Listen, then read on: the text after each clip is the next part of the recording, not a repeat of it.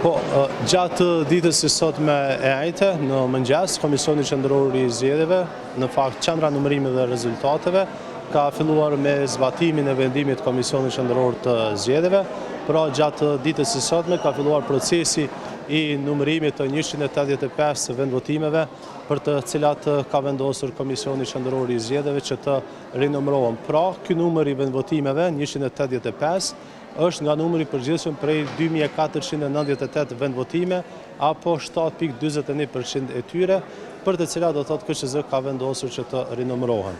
Arsyeja pse KQZ ka vendosur që të rinumërohen këto vendvotime është për të siguruar nëse procesi i rinumërimit është zhvilluar me saktësi në qendrat komunale të numërimit. Të thotë, në procesin e rinumërimit do të përfshihen 185 vendvotime, fletvotime të cilave paraprakisht janë numëruar në qendrat komunale të numërimit gjatë ditëve të kaluara.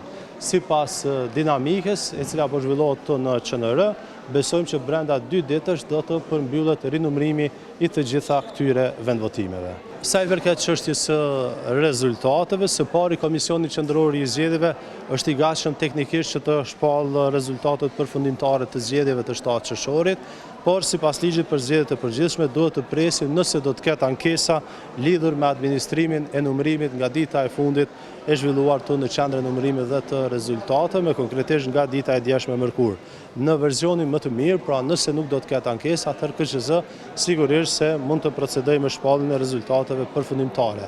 Por nëse do të ketë ankesa, atëherë KQZ do të presë vendimarrjen e institucioneve përkatëse, siç është rast PZAP apo dhe Gjykata Supreme, nëse çështja shkon deri në këtë institucion, duhet të zbatoj vendimet e këtyre institucioneve nëse e obligojnë ndonjë gjë KQZ-n dhe pastaj të procedojë me shpalljen e rezultateve përfundimtare.